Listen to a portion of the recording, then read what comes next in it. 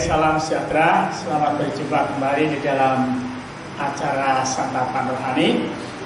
Sebelum kita belajar memulai pelajaran sore hari ini, kita akan berdoa. Segala puji hormat dan syukur kami naikkan ke hadapan Tuhan, Allah yang maha tinggi, Allah yang maha besar, Allah yang maha kasih, Allah yang maha penyayang, Allah yang maha murah, Allah yang di dalam Yesus Kristus Tuhan. Kami bersyukur kepadamu ya Bapa, terpuji-pujilah namamu ya Tuhan. Tolonglah kami pada kesempatan ini untuk kami dapat belajar kebenaran firman-Mu, agar kebenaran firman-Mu menjadi bagian dalam hidup kami. Kami berdoa di dalam nama Tuhan Yesus. Haleluya. Amin. Baik, Bapak Ibu Saudara terkasih dalam Tuhan, pada kesempatan ini kita masih bertemakan peranan Roh Kudus di dalam jemaat Tuhan atau di dalam kehidupan orang percaya. Saya masih mengajak kepada Bapak Ibu Saudara untuk membaca di dalam kitab Surat Galatia pasal 5 ayat yang ke-16. Ayat ini berkata demikian, maksudku ialah hiduplah oleh roh, maka kamu tidak akan menuruti keinginan daging. Puji Tuhan ya. Hiduplah oleh roh, maka kamu tidak akan menuruti keinginan daging ya. Nah, pada kesempatan hari ini Bapak Ibu Saudara, saya akan mengajak kepada Bapak Ibu Saudara di dalam kisah, yaitu tentang Yesus naik ke surga ya. Yesus naik ke surga. Nah, kita akan membaca di dalam Kisah Para Rasul pasal yang pertama atau pasal 1. Ya, saya akan bacakan dari ayat 6 sampai dengan ayat yang ke-11 ya. Judul di atas, Yesus terangkat ke surga. Maka bertanyalah mereka yang berkumpul di situ, Tuhan, maukah engkau pada masa ini memulihkan kerajaan bagi Israel? Jawabnya, engkau tidak perlu mengetahui masa dan waktu yang ditentukan Bapa sendiri menurut kuasanya. Tetapi kamu akan menerima kuasa kalau Roh Kudus turun ke atas kamu, dan kamu akan menerima kuasa, dan kamu akan menjadi saksiku di Yerusalem dan di seluruh Yudea dan Samaria dan sampai ke ujung bumi. Sesudah ia mengatakan demikian, terangkatlah ia, disaksikan oleh mereka, dan awan menutupinya dari pandangan mereka. Ketika mereka sedang menatap ke langit, waktu ia naik itu, tiba-tiba berdirilah dua orang yang berpakaian putih dekat mereka, dan berkata kepada mereka, hai orang-orang Galilea, mengapakah kamu berdiri melihat ke langit? Yesus ini yang terangkat ke surga meninggalkan kamu akan datang kembali dengan cara yang sama seperti kamu lihat dia naik ke surga. Nah, Bapak Ibu Saudara yang terkasih dalam Tuhan, di dalam kalender itu ada tulisan ya, pada bulan Mei tanggal 13 itu adalah hari kenaikan Isa Al-Masih atau hari kenaikan Yesus Kristus. Nah, Bapak Ibu Saudara yang terkasih di dalam Tuhan, kata kenaikan itu asal kata dari naik ya. Nah, di dalam dunia sekuler ada banyak pengertian, ada banyak pemahaman kata naik ya. Kalau anak sekolah ya naik kelas ya. Kalau anak yang sudah bekerja ya mungkin naik karirnya, atau naik gajinya ya, atau naik jabatannya, atau naik pangkatnya ya, naik kedudukannya. Nah, itu kata naik, saudara ya. Nah, tetapi di dalam kalender itu dikatakan ya, kenaikan Isa Al-Masih, kenaikan Yesus Kristus. Nah, pertanyaannya naik kemana? Ya, naik kemana? Ya kalau naik dapat ke atas, ya. Tapi ke atas mana? Alkitab yang memberi jawaban. Ya, Alkitab yang memberi jawaban. Yesus Kristus naik ke surga. Ya, Yesus Kristus naik ke surga. Yesus Kristus naik ke surga itu tidak naik kereta, tidak pakai kereta atau pakai pesawat atau pakai ilmu sihir lainnya, tidak. Ya. Tetapi Yesus Kristus naik ke surga itu dengan kuasanya. Ya.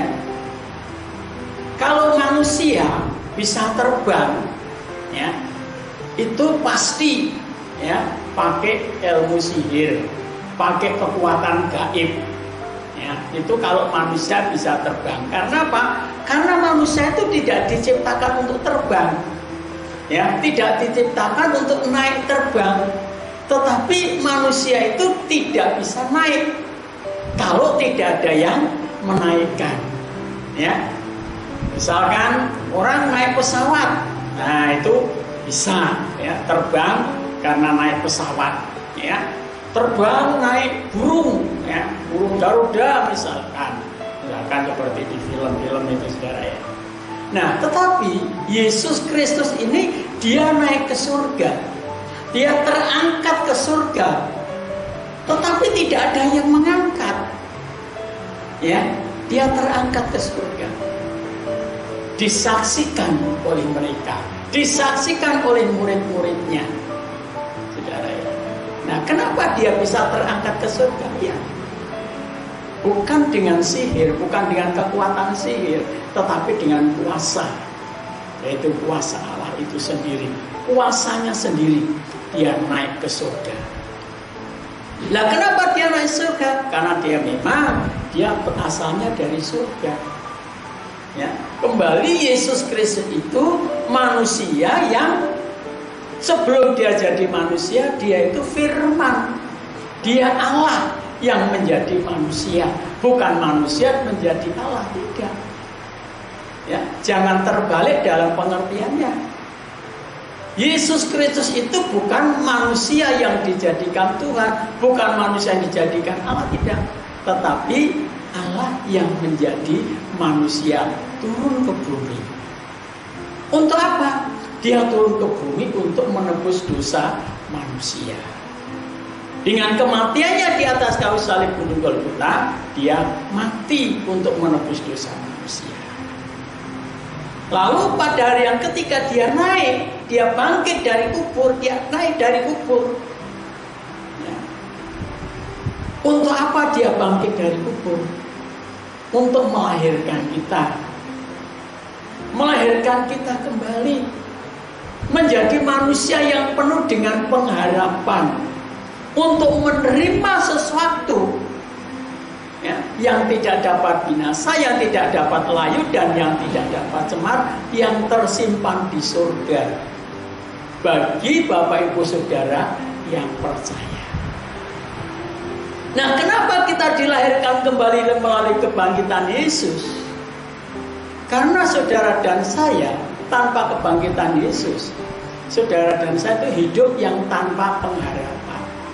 Hidup manusia itu hanya seperti rumput. Ya, hari ini kelihatan segar, ya, subur, ceria.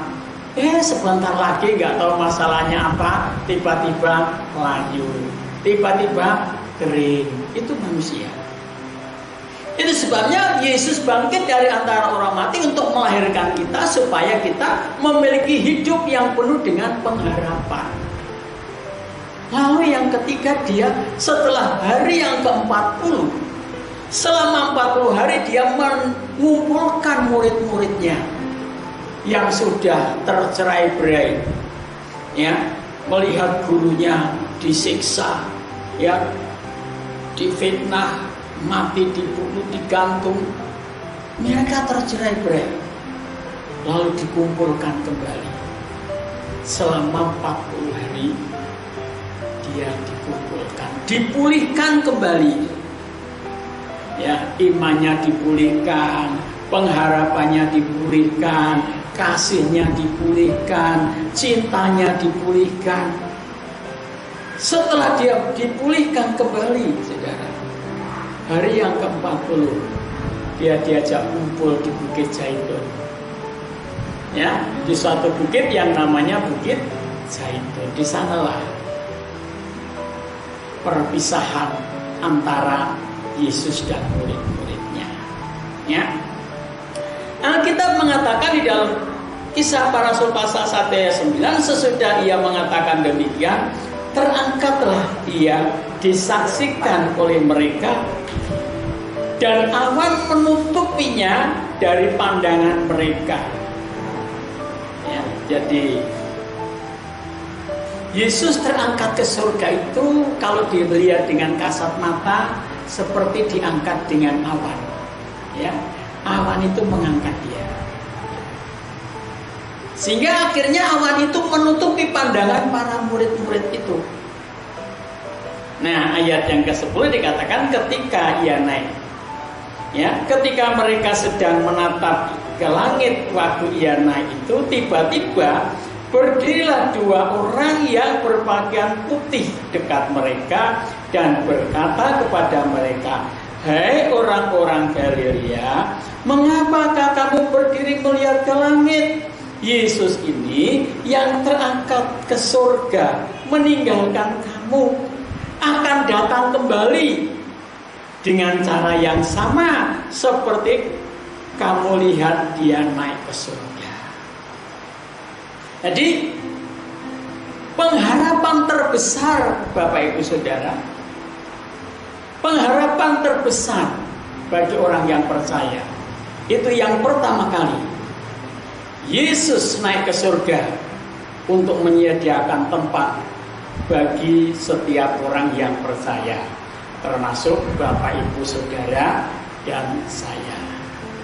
Tertulis di dalam Kitab Injil Yohanes pasal 14 ya, ayat 1, 2 dan 3. Di sana dikatakan, "Janganlah gelisah hatimu, percayalah kepada Allah dan percayalah juga kepadaku. Di rumah Bapakku banyak tempat tinggal. Jika tidak demikian tentu aku mengatakannya kepadamu, sebab aku pergi ke situ untuk menyediakan tempat bagimu." Saudara, kalau toh seandainya Bapak Ibu Saudara di dunia ini saudara tidak punya tempat tinggal, mungkin saudara tidak mampu membangun rumah, saudara tidak mampu membeli rumah, saudara nggak usah takut. Mungkin saudara hanya mampu yang membiayai hidup kebutuhan keluarga, untuk kontrak rumah dan menyekolahkan anak-anak. Saudara nggak usah takut. Saudara nggak usah takut. Sebab kalau saudara mati, saudara dijemput oleh Tuhan di surga, sudah disediakan tempat di surga. Tetapi kalau saudara ada kesempatan untuk bikin rumah di dunia ini, ya bikinlah. Kalau ada kesempatan untuk beli rumah, ya belilah. Ya. Tetapi itu bukan menjadi pengharapan terbesar. Pengharapan terbesar adalah bahwa orang percaya telah disediakan satu tempat tinggal di surga. Jadi saudara jangan takut untuk percaya kepada Tuhan Yesus. Ya, jangan takut untuk percaya kepada Tuhan Yesus, karena Tuhan Yesus naik ke surga untuk menyediakan tempat buat Bapak Ibu Saudara. Yang pertama. Yang kedua, Alkitab mengatakan dengan jelas, ayat yang ketiga, "Dan apabila aku telah pergi ke situ dan telah menyediakan tempat bagimu, aku akan datang kembali dan membawa kamu ke tempatku, supaya di tempat di mana aku berada, kamu pun berada." Jadi Bapak Ibu Saudara yang terkasih dalam Tuhan, kerinduan hati Tuhan setiap kita orang percaya, mulai sejak kita percaya di atas bumi ini sampai di surga, kita tetap bersama-sama dengan Bapa di surga, bersama-sama dengan Tuhan. Di bumi ini Allah menyertai kita dengan kuasa rohnya. Oleh sebab itu saya mengajak kepada Bapak Ibu Saudara, marilah setiap hari, setiap saat, setiap waktu jadikan Roh Kudus menjadi peran aktif dalam kehidupan kita. Bapak Ibu Saudara, ketika nanti Bapak Ibu Saudara sekali waktu dipanggil Tuhan menghadap Tuhan yang Maha Kuasa, saudara naik ke surga itu bukan naik pesawat, enggak. Bukan naik kereta juga tidak. Tetapi Roh Kudus akan menolong saudara dengan kuasanya. Tadi angkat bersama-sama dengan Tuhan, menyongsong Tuhan di angkasa. Dan setelah kita kumpul di angkasa sana bersama-sama dengan Tuhan, kita masuk di dalam kerajaan surga kekal.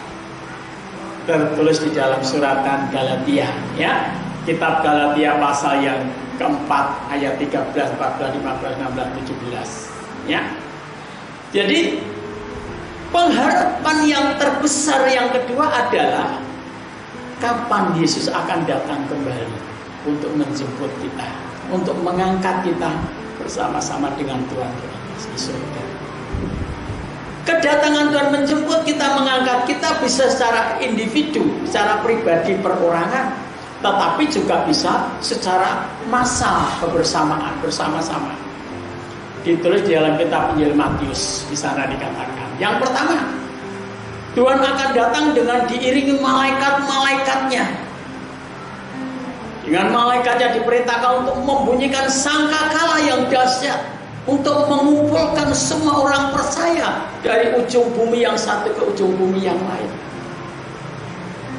yang memanggil orang-orang pilihannya dan diangkat bersama-sama dengan Tuhan. Yang kedua, secara individu, ya, ketika ada orang sedang di ladang, ada dua orang di ladang, yang satu diangkat, yang satu ditinggalkan. Ada orang sedang tidur di tempat tidur bersama-sama, yang satu diangkat dan yang satu ditinggalkan. Lah pertanyaannya, kenapa kok bisa yang satu diangkat, yang satu bisa ditinggalkan? Jawabannya bicara masalah kualitas hidup. Ya, kualitas hidup yang bagaimana? Kita tidak menuruti daging. Sederhana bukan?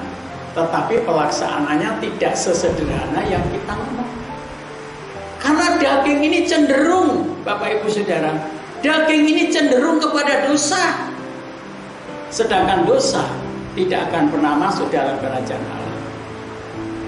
Oleh sebab itu, saya mengajak kepada Bapak Ibu Saudara terkasih dalam Tuhan, pada kesempatan ini, dalam memperingati hari pengangkatan Tuhan Yesus naik ke surga, hari kenaikan Yesus ke surga, mari kita peran aktifkan Roh Kudus ada dalam kehidupan kita, sehingga kita mengerti apa tujuan utama Yesus naik ke surga. Tidak lain dan tidak bukan adalah menyediakan tempat buat Bapak Ibu Saudara yang percaya. Yang kedua, Dia akan datang kembali untuk menjemput Bapak Ibu Saudara dan saya. Oleh sebab itu, marilah kita senantiasa menjadi orang yang senantiasa hidup menurut roh, bukan menurut daging. Tuhan Yesus memberkati. Mari kita sama-sama berdoa. Segala puji hormat dan syukur kami naikkan ke hadapan Tuhan, Allah yang Maha Besar, Allah yang di dalam Yesus Kristus Tuhan. Korban-Mu di atas kayu salib gunung Golgota cukup untuk menebus dosa kami, menyelamatkan kami, dan membuat kami layak menjadi orang yang hidup menurut roh. Sehingga ketika Engkau datang pada kali yang kedua, kami tidak ditinggalkan, tetapi kami diangkat bersama-sama dengan Tuhan, menyongsong Tuhan di angkasa. Di sana kami akan selama-lamanya dengan Tuhan. Kami berdoa buat saudara-saudara kami yang mendengar kebenaran firman-Mu Tuhan, berkati, berikan kuasa-Mu, berikan roh-Mu untuk memimpin anak-anak-Mu agar anak-anak menjadi orang yang hidup menurut roh, bukan menurut daging. Terima kasih Bapa di surga, di dalam nama Tuhan Yesus. Haleluya. Amin.